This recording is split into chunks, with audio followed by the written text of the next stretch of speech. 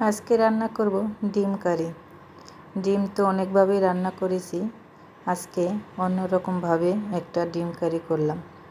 তাহলে চলুন পুরো রেসিপিটা দেখতে থাকেন আমার সাথে। আসসালামু আলাইকুম, সবাই কেমন আছেন? আশা করি নিশ্চয়ই ভালো আছেন। আমি আলহামদুলিল্লাহ ভালো আছি। আজকে ডিম কারি রান্না করব। প্রথমে আমি পেঁয়াজটা বাইটে নিচ্ছি।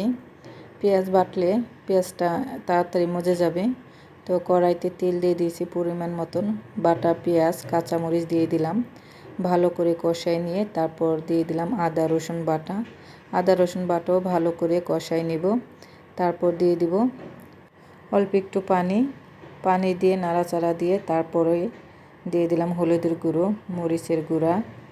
মরিচের গুঁড়াটা একটু বেশিই দেব, ডিম তো ঝাল ঝাল খেতে ভালো লাগবে। ধনিয়া জিরা গুঁড়া ভালো করে কষাই নিব। তারপরে দিয়ে দিলাম স্বাদ মতন লবণ।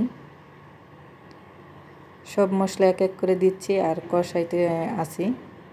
এখন দিয়ে দিলাম তেজপাতা, দারচিনি, এলাচ, লবঙ্গ ভালো করে কষাই নিয়েছি। এখন দিয়ে দিলাম পানিটা দিয়ে এখন এক এক করে ডিমটা দিয়ে দিব। তো আমি ডিম সেদ্ধ করিনি, কাঁচা ডিমটাই দিয়ে দিব। আমি ডিমটা সরাসরি তরকারিতে ভেঙে দিইনি, কাপের মধ্যে একটা একটা করে ভেঙে দিয়েছি। কারণ অনেক সময় ডিম নষ্ট বের হয়, তো সরাসরি তরকারিতে দিলে তরকারিটা নষ্ট হয়ে যাবে, ফেলে দেওয়া লাগবে। তো কাপের মধ্যে ভেঙে দিয়েছি, নষ্ট হলে একটা ডিমই নষ্ট হবে। তো আল্লাহ বাঁচাইছে, একটা ডিমও নষ্ট ছিল না, সবগুলো ডিম ভালো ছিল। তারপরও সরাসরি ডিম না দেওয়াই ভালো, একটা কাপে বা বাটিতে ভেঙে ভেঙে দিলেই ভালো হয়।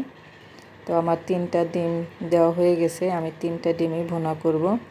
অল্প একটু পানি দিয়ে ঢাকনা দিয়ে ঢেকে দিয়েছি 10 মিনিট। তারপরে ঢাকনা খুলে এই যে দেখেন আমার কিন্তু রান্না প্রায় শেষ।